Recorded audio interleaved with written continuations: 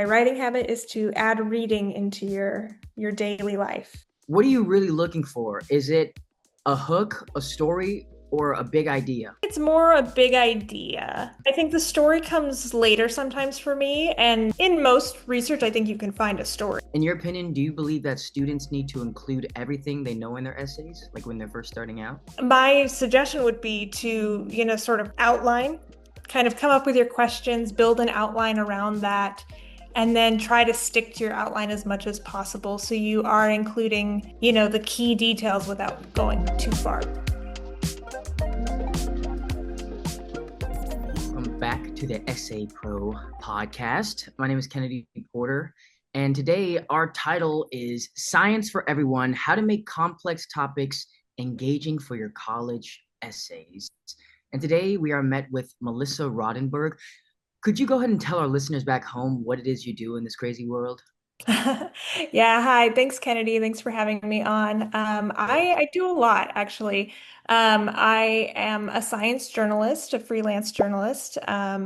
So I write for a lot of different publications. I write about health and wellness, exercise science.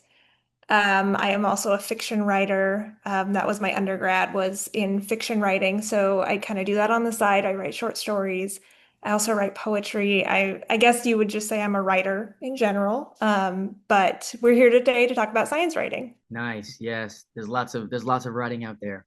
Yeah. So you come from both fiction and science writing, which is such a cool combo in my opinion.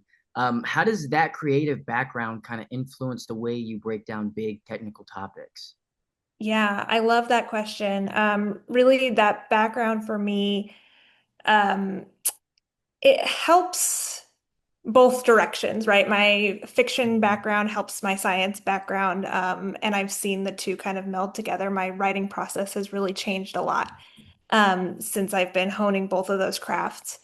I would say the biggest way that I've seen that help is, in fiction writing, we talk about, there are two types of writers. There's pantsers and there's planners. There's people who, write by the seat of their pants, and there's people who plan. And I used to be a pantser for sure. I used to just kind of let my writing go where it goes. And since I started science writing, you really can't do that. I mean, I suppose you could, but you really have to plan out. You have to plan out your questions. You have to plan out the structure of the piece because you're trying to explain something so technical. So I've really seen my process change, and even now as a fiction writer, I plan so much more. I plan out my plot. I plan out everything since I started science writing. They've really melded together. Hmm. I mean, you kind of got into my next question a little bit, but when you sit down with a really dense or complicated topic, where do you begin? Do you primarily begin with like planning or outlining? It's probably not just jumping in anymore, right? No, no pantsing, as you say. No, no Pan- pantsing. Pantsing. I actually do my outline a little bit later. I like to jump into the Mhm. research first, so I know what I'm working with, right? So Of course. I'll sit down with a research topic and I just try to break it down as much as possible. I'll Mhm. start, read the abstract, then I'll read the conclusion. I'll try to see, okay, how did we get from point A to point B there? Read the methodology. And then I jump into my Mhm. questions and I'm even breaking down sentence by sentence in that research because, sometimes you read something. I'm not a scientist myself, just an Mhm. appreciator of science. So, sometimes you read a sentence, you're like, what is that? I don't even know what that word means. So I'm breaking it down at the sentence level. Um, and yeah, that's where I start. I just, start with the research. Research is important, very Mhm. important, super important. Uh, so a lot of students in the world, they think that science is too hard, kind of like math. Science is kind of living in the same realm. They think that, or they think it's not their thing. Why do you think that mindset exists within people, and how can they get past this limiting belief? Mhm. Yeah, that's a great question. Science, it definitely has a stigma. And I Mhm. used to feel the same way. I remember when I was in school, I always did really well in writing, reading, those kinds of topics. And I struggled with science a lot. Um, But I think, it's kind of a muscle. I always appreciated science, I should say that. I just felt like I didn't do well testing wise. And but yeah, I think it's a muscle that you have to just practice. The more you Hmm. get into science, and if you have that limiting belief that I'm not smart enough, I'm not good enough to be a scientist or to read about science or write about science, then you're really limiting yourself. I think anyone can do it. The more you practice, the more you get into it, the more you read, the easier it's going to be. The easier it's going to get. The next research paper that you read is going to be easier because you have that building block of what Hmm. came before. Yeah, yeah. Limiting beliefs can they build they stop a lot of good things from happening. Yeah, You they know, do. like Yeah. I'm a writer myself, and like for the longest time, I was like, oh my God, I can't do it. I can't write a short story or a screenplay. But I love movies, and like the love for movies overcame my fear of writing, and I just started writing like really amazing stuff. And it's crazy how that works. You know, Yeah. it's Yeah, all I love mental. that for you. I'm glad you got past that. Thank you. Thank you. It was a process. Um, so moving on a bit, writing, um, when you're writing for readers who might not care about science, how do you grab their attention in the first line? Like a hook line in a movie or like an essay or something like that.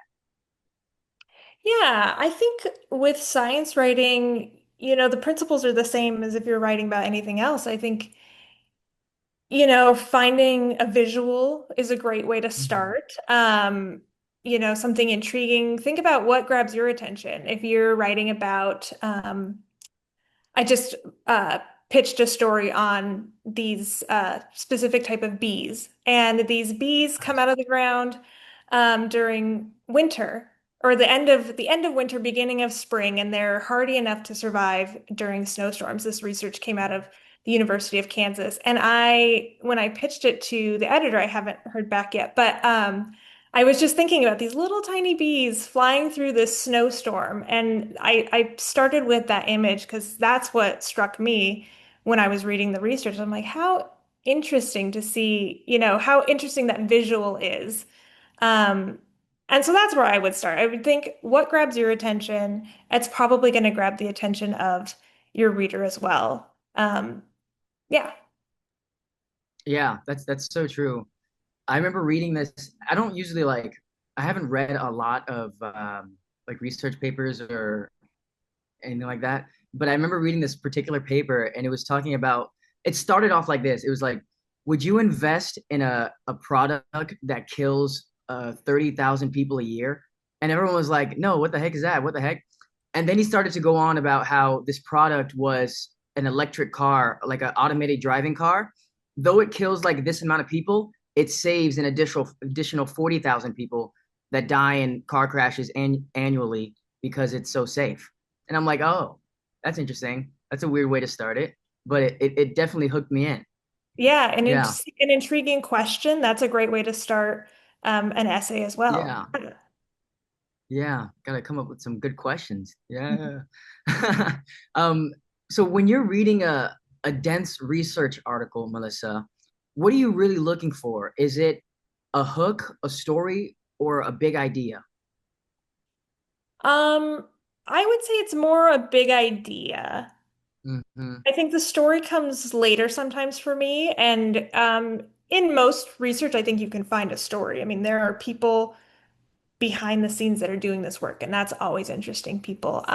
But for me, when I'm thinking about, is this research I want to write about? I'm thinking about what is new, what is novel, how does this add to the conversation of, whatever the topic is, if we're talking about vaccine research, for example, is this building on information we already knew, or is this, a brand new breaking study? I think, yeah, there's so much to write out there. There's so much science going on. In order to catch the reader's attention, you kind of want something that's novel. Of course. Yeah. Yeah. That's true. I feel like that's true across a lot of realms of art. You know, you kind of just get used to the same repetitional stuff, and it's like, give me something fresh. No, it's good. I totally get you. um, so Melissa, can you think of a science topic that you once thought, hey, this is way too complex, but then it kind of clicked and it became one of your favorite pieces to write about? Hmm. Yeah, I'll just go back to the example I just gave about vaccines. I never thought I would Hmm. be writing about vaccines. It's not something I ever really thought about. And then COVID happened and it Yeah. was, everywhere and it was you couldn't avoid it. And at the time I was working for a women's running magazine. And so I Hmm. was writing a lot about women's health and people had all sorts of questions about, how does this vaccine affect my body? There Hmm. was, I heard a lot of conversation about the menstrual cycle, and women were, noticing changes in their menstrual cycle, and that was not listed as a side effect. So I wrote a story about a, a litany of research that came out maybe a year to two after the vaccines came out. And Hmm. it was really hard to write about because it was so new. And there's so much we don't know about the immune system. There's so much we don't know about women's bodies and how the two interact. It ended up being really fun to write. I spoke to, maybe half a dozen experts who had received grants to research, and it was really encouraging and um, it just kind of bolstered the idea that I wanted to continue writing about women's health, just because there's so much we don't know. And that's scary and exciting, Hmm. complicated. Yeah, does that answer your question? Yeah, I mean, it's a topic that, I mean, considering how you felt about it, was it, did you feel like vaccines were too broad of a topic for you to kind of understand, and then you kind of just got into it during COVID? Or was it just Yeah, something that you never thought about before? I never thought about it, Hmm. it just became such a hot topic at the time, and, it still is. But Yeah. the immune system in general, I never really thought about until COVID. And then Hmm. it was everywhere. How is this affecting us, this virus, and how does our immune system work? How do vaccines work? And so Yeah. it personally helped me feel better doing the research and understanding how it works and um, knowing that there are people out there who are working to find out even more because like I said, there's all these holes in how we, in the knowledge of how the immune system works. Hmm. Do you feel like you learned a lot that kind of stayed with you? And if so, like what was maybe your biggest takeaway from that? I'm really curious. As far as like my writing Like process or just as the science? like the science, because like what you learned along that path of writing about like maybe the immune system or the human body that you may have not known before. I think I learned more about as far as women's health, the phases of the menstrual cycle and how we kind of have this immune response that changes during those phases was very interesting to me, but also that it's not so cut and dry, which is why it's really hard to research women's bodies because, even throughout the phases of the menstrual cycle, it's different for different women. So it's just such a complicated system. Um, Yeah. and it made me more curious about my own body. And that opens up a whole realm of topics, personal essays, when you start thinking about your own body that way too, which is kind of fun. Hmm. Yeah, that's great. I love when like a research paper kind of opens your mind to something you never thought about before. Yeah. So, in your opinion, how can students make a science topic feel more personal in their college essay without it sounding fake or forced? Yeah, that's a good question. Mhm. I'll reiterate something I said before, which is just to kind of lean into what grabs your attention. Mhm. Um, if it's a topic you're not interested in, it could sound forced if you're just kind of pretending to be interested in it. But if you can Mhm. find something within that topic that you're writing about, even if you don't love the topic, but if you can find like a little nugget that you're like, wow, that is kind of interesting, Um, I think that'll add some authenticity to it. Just remember that you're a writer, but you're also a reader. And so I would say trust your instincts. Like when you read something, you know what grabs your attention, um, Mhm. or what draws you in, what makes you feel connected to a piece. So, thinking about how you can incorporate that into your own writing, um, Mhm. I think can add to the authenticity. Yeah. Yeah, yeah, that makes a lot of sense. Just doing what you like, writing about what you like about. Yeah, That's exactly. 100%. Yeah, I mean, I work in film. I work in film, so it's like when you're writing, I feel like a lot of people have like ideas that they think about with their brain, but once you start thinking about ideas with your heart or like what really you really love, that's when you really start flowing at the keys, you know? Like the ideas just come for the stories because you're thinking from your heart, not your brain. It's great. Absolutely. Yeah, I couldn't agree more. Yeah, beautiful. Okay, Melissa, how do you decide what details to leave out when you're simplifying something complex? In your opinion, do you believe that students need to include everything they know in their essays, like when they're first starting out? Oh, no, definitely don't include everything. It really, I mean, try to stick to just what you need to include. Like, I think there's, kind of a less is more argument to be made in science writing. That being said, it's hard. I think I tend to overwrite. I kind of write Nice. as much as I need to, and then you can always edit back. Make key details so you can get your point across, so people understand the topic. You don't want to assume your reader knows something, especially when you're talking about something really technical. So you definitely want to make sure you're including everything you need without going over the line and like doing too much. So I know that's a really hard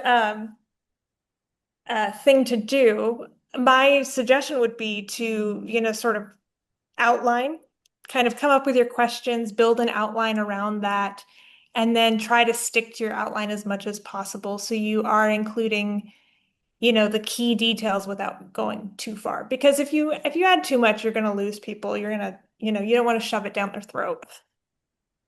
Mm-mm. No, Yeah. no, never that. Okay, that's good. Good. Outlining, don't just what was that word you said earlier? Opposite of outlining. Oh, Um, being a pantser. don't just pants it. You Yeah, got to don't outline use that thing. it. Keep the pants on. All right. Yes. I got it. Cool. All right. So do do do do do. A common challenge that students face is this. They want to sound smart, but also be clear. How do you balance technical accuracy with engaging and readable writing?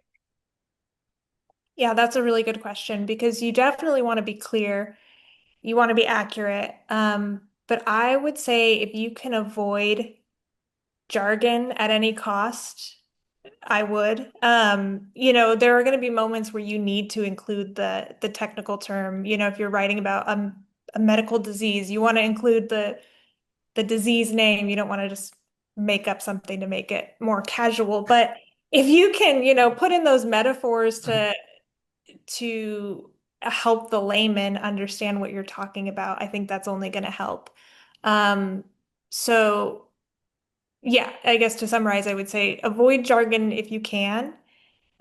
Try to stick to lay terms so it is easier for everyone to understand the general person, assuming you're speaking to a general audience, which I imagine most of your listeners would be. Um, Yeah. but of course, those jargony terms are unavoidable at times. hmm Yeah, true.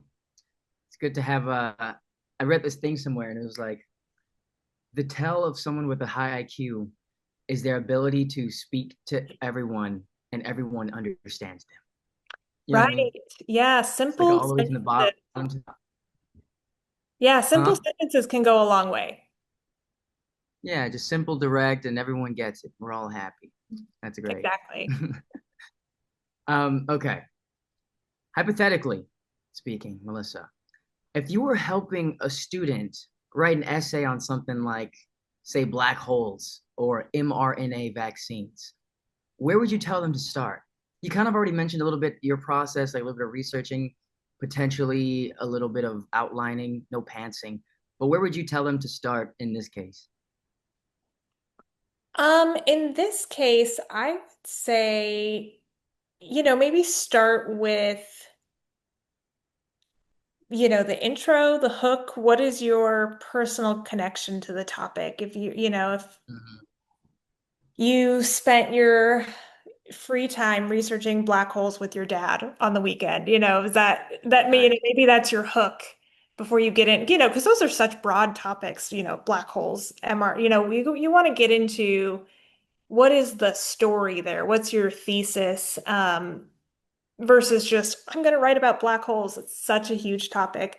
So Mhm. think about, what is the exact, story you're writing? What is it about black holes that you're writing about? What is it about mRNA vaccines? Is it, if it's a personal essay, is it, an mRNA vaccine saved my mother's life? And I'm going to tell you about that Mhm. now. So that's where I would start. If I were to help a student write an essay about something like that. Yeah, I think I get what you're saying. It's kind of like bringing it closer to you because Yeah. mRNA is like a broad term, like it relates to the whole world. A black hole isn't even of this world. So it's like, how can I bring this topic home to the reader? Have them like as close to them as possible, something like that, right? Yeah, And that, exactly. yeah. Yeah, once you kind of know what your story is, then you can start researching, you can develop your questions, you can develop your outline. Hmm. Versus like, I'm just gonna research black holes. I would be like, I don't even know where to start, you know? Yeah. Where's the biggest one? It Yeah. start there. Okay. Yeah, that's very, very valid. Okay. Um, do you use any techniques? We already talked about some of your writing techniques, like how you start and stuff, but do you use any techniques like analogies, metaphors, or storytelling framework that you think students could apply to their academic writing? Hmm. Um, you know, Not consciously. Of course, all of those things, make their way into a story, but I look at everything I write from a very fresh lens. I don't have like a formula of, I need to have a metaphor right from the start. I need to have, similes and creative language, figurative language. But I think if you think of all of that as your toolkit, that you can draw from, especially in moments when you're stuck, when you're like, I don't know how to explain this. This is so complicated. Then you can kind of look into your wheelhouse of, okay, would a metaphor help here? Would a personal anecdote or an image or, those are all things you can draw from at any point in your writing. Um, and I would absolutely encourage students to think about how to get creative. I think science writing, you think technical, you think, dense, but you can really be Hmm. creative. Think about everything you have learned in your lit classes. Like you can apply that to your science academic writing as well. It doesn't Hmm. have to be so technical, so dry, in my opinion. Yeah. I mean, I totally agree because I feel like the main point of writing anything is to get your ideas resonating with whoever's reading it, And these kind of techniques that are taught in storytelling and other kind of writing, they're all intended to get you to point A to point B, getting your idea understood by the readers. So I don't see why it couldn't be applied to, say, technical scientific writing as well, you know? Exactly. Yeah. Yeah. Yeah, yeah, cool. um, in your opinion, is there a quick test, like a little test or gut check you use to see if your writing makes sense to non-scientists? Like something students could try with their own essays. Yeah, my go-to is to read it to someone else, read it to someone who's not a scientist. For me, Mhm. that's my husband. Almost every piece that I write, I read to him and I just ask him, like, where did you get lost? Where did your eyes glaze over? Be honest Mhm. with me. So definitely pick somebody who's going to be honest with you, not somebody who's going to say, "Oh, it's perfect," and. Mhm. And also don't pick, if your parents are scientists, they are probably going to understand what you're saying. So, pick somebody who's really unfamiliar with the topic and willing to help you out. Um, and, just ask them those questions. Where did you get lost? Where did you lose interest? And that can really help you understand where you need to, what you need to work on. If you don't have someone you can read it to, I also sometimes will just put my writing away for a couple days if I have time before a deadline, and then I will reread it out loud, to a mirror and see the moments when I'm getting stuck with fresh eyes. When I'm reading it almost as if I didn't write it. And I'm like, okay, wait, what was I trying to say here? That was confusing. Um, yeah, my best advice is read it to somebody else, read it out, and reading it out loud versus reading it in your head. You're really gonna hear those moments where it's like, wow, that sentence was a mouthful, and I'm really trying Mhm. hard to sound smart here. How do I chop that into some smaller sentences? And Yeah. yeah, How do I cut out some of this jargon? cut out the Cut jargon. Yeah. out the jargon. That's good. No, that's really good. I like that. It's pretty much just having like people in your circle that you kind of trust and who will be honest with you. No yes men reading these or yes women reading Oh, yeah. Give these me essays. the red pen, mark it up, tell me how I can do better. Yeah. Go crazy on it. That's good. Yeah, yeah. um Melissa, in your opinion, what do you think is the most common writing mistake you see when students try to explain something complex? We talked a little bit about the jargon or Mhm. using words that, they don't even know. So what do you think is the most common mistake? Yeah, I mean, I think to add to that, it would be overloading the introduction with all of that, with the jargon, with, I'm going to include the kitchen sink. I want you to know everything you need to know about this topic right from the start, and then we'll get into the story. So, like, here's all your background information, and then we're going to jump into it. I see that a lot with, writers who are new to science writing. And one of my best tips to kind of move past that is see what happens when you just cut the first paragraph or two paragraphs of your essay. Kind of what happens when you start later and see how more interesting your essay becomes when you start a little bit later. And then maybe, you need to still sprinkle in some of that background information. But um, I think sometimes, and I do this too, when you're writing, you kind of need to write yourself into it. Like you need to get into it yourself. So you spend the first two, three paragraphs just kind of trying to figure out what it is and what's going on. And then Mhm. later on in the editing process, you find like, oh, I didn't even need those first three paragraphs or however much it is. And you find out Mhm. that it becomes more interesting if you start a little bit later than you think you need to start. Yeah, I Yeah, agree. does that make It's sense? like yeah, it's like you're warming up the guns. Exactly. Yeah. You got to get in there, get it Yes. going. I recently started doing some journaling and like kind of just sitting there and writing about like interesting things that I thought about during the week and stuff like that. And I feel like after I started doing that, my creative writing got so much better because it's just train of thought. I'm not overthinking it when I'm journaling, you know? Yeah, It's interesting. absolutely. Yeah, that's a common tactic. I don't know if you're familiar with The Artist's Way by Julia Cameron, but she talks about, starting every day with writing, like I think she says 3 pages in your journal. Just get down Three everything, pages. 3 pages every day. I don't do it. I don't have time. I wish I did. My pages are huge. They're like 2 feet long. Oh That's man, crazy. yeah, It's a big one. yeah. Dang. But just I've getting heard the all of book. I that haven't read down. it. Yeah. Have you read the whole thing? No, I got like halfway through. Again, life just got in the way. But I know Naturally. a lot of writers who swear by her Hmm. methodology. Yeah, yeah. Do you as a writer yourself, do you also do journaling or do you kind of just stick to your field? I do. I'll journal, when I have time, especially if I am stuck. If I'm going through a hard time in life, journaling is, Hmm. Great little therapist there. Exactly. Yeah, the journal's a great place to play and practice and like you said, warm up. Yeah. Hmm. Cool. Good, good, good.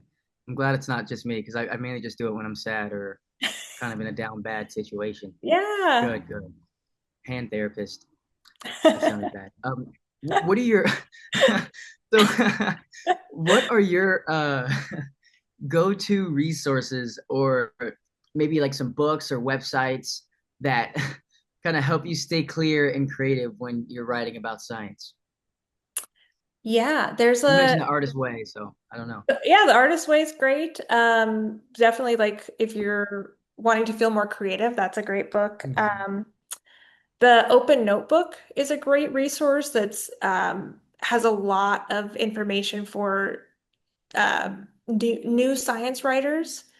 All Mhm. sorts of different stuff on there. That's a great website. Best American Science Writing. I like to read. Those come out every year. And that's really great to read if you want to see kind of what your peers are doing, what other writers are doing. Sometimes I'll use that for inspiration if I feel like, oh man, I can't write something like this. I get a little scared, and then I read something in there. I'm like, I could do that. Mhm.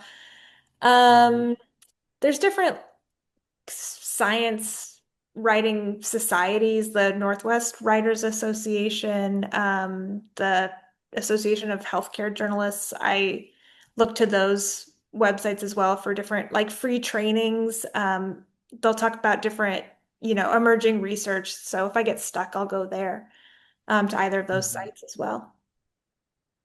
Okay. So there Yeah, seems to be a lot of resources out there for you. Do there's you a lot. primarily find help in like the community based ones? You mentioned like the website where you can see your peers' writings. Yeah, absolutely. And there's some Facebook groups that I'm a part of, especially for like Mhm. for women journalists. Such a great resource to just talk to other writers out there and get their opinion on, I'm working on this pitch and I there's something that's not working with it. Somebody help, and people are always willing to jump in and help you out. Oh, that's great. Yeah. That's beautiful. And That I kind of like should leads me. note, I Yeah. should note that those different associations usually have either free memberships or like significantly reduced memberships for students. Oh, that's great. Yeah. That's great. That we have a little bit of a discount going on at EssayPro right now. If you use code 20thread, you get 20% off your first order with EssayPro. And it's a little bit of a little secret, but we put it out there in the podcast for those who are listening. So There you you just go. reminded me. Hidden Thank you for reminding treasure. me. Whoever's listening, hidden Yeah, a little treasure right there. little hidden gem out there. um, so you mentioned these communal workspaces that are probably very helpful for writing. But some students love science, but a lot of students kind of get nervous when they're writing. What would you say to someone like that to help them feel more confident in sharing their ideas? Yeah, I think, like I was saying earlier about people who don't think they can approach science, I think if you have to practice, it's a muscle. I know there's a lot of people out there who say, I can never write. But really, the more I mean, I won't say it gets easier because it's still hard for me after all these years. But the more you practice, the more confident you feel about it. And also, I would tell students, there's a reader out there who wants to hear your voice. I think there's a reader for everybody. And if there's something you're interested in that you think, oh man, this is too weird, nobody's going to care about my, love of this bizarre little sea creature or whatever it is, there's somebody out there who cares about the same thing that you care about and will be Mhm. interested to read what you're writing. And also, even if it's something that's been written about before, it's never been written about by you. So whatever you put out there, it's fresh, right? Even if it doesn't feel fresh, it will be. And I say just go for it. Just do it. Just do it. Just do it. Some Nike stuff. Just do it. Where are my Nike at? That's great. That's absolutely phenomenal. Um, so Melissa, Can science writing be creative, even fun? What's something surprising or joyful you found in the process of translating science into story, and Mm. why? hmm I, yeah, I find it to be very fun. I Mhm. feel like every time I write a new article, I'm learning something new, which is so fun. I think there are discoveries to be made in yourself when you're writing about science. I think I've learned to not be so rigid when I start a story, kind of see where goes a little bit in the opposite direction of kind of flying by the seat of your pants, but like seeing where the story can take you to some really exciting places. I'll give an example. When I was getting my master's in science journalism, I was working on my thesis, and for that, I wanted to profile this paleontologist. So I went to go meet up with him. And uh, I went to meet up with him at the museum he was working at, and I thought I was just going to be learning about his work, how he got into paleontology, that kind of stuff. But it ended up being that he had a new discovery that Mm. he was going to announce to the press the very next day. So he took me to the back room where they were keeping this massive skull that they unearthed, and I got to be the first person to see it, besides his team. Whoa. And I was a student, so that was just so cool. And I never would have been able to see this amazing creature and write about it for my thesis if I wasn't writing about science. It was super cool. And I think those cool moments can happen if you write about science. Or if you write about anything. I Yeah. mean, travel the world, if you be a travel writer, see some cool Hmm. stuff, Yeah. Oh, that's dope. I'd love to see a massive unearthed bonehead. Yeah, That's it was dope. called a Torosaurus which Torosaurus. I'm gonna which Google that there's some right now. controversy in the paleontology world of whether a Torosaurus is a real species or if it's Mhm. just a juvenile uh, Triceratops. That led me down a whole other Oh, rabbit hole that I didn't know I was going to be writing about that. I thought I was just going to profile a scientist and took me in a different direction. yeah. Yeah. That's wild. They must have found like just a bunch of baby ones, and they were like, "There's so many. It's just a new species." Yeah, it has to do with the frill and whether there's like a hole in the frill, and so it's whether or not the hole has closed up, if it's just a juvenile or if it's a different species. It's Hmm. That's a different story. I always find that so interesting because like people always think like dinosaurs are the big scary ones with the scales and lizard skin, but I'm like, what if they look like chickens? Like what if they're big and feathery and stuff? You They never could, really know. yeah. Yeah, Yeah, interesting. Okay, Melissa, final question for you. You ready? I'm ready. She's ready. Perfect.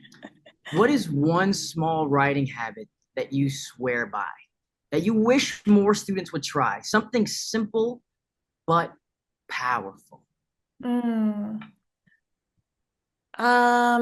Small writing habit. I think reading is an Mm, amazing writing habit. I think the more nice. you read, the more your eyes kind of open up to what you can do with your own writing. So Hmm. that would be my writing habit is to add reading into your daily life. Ooh.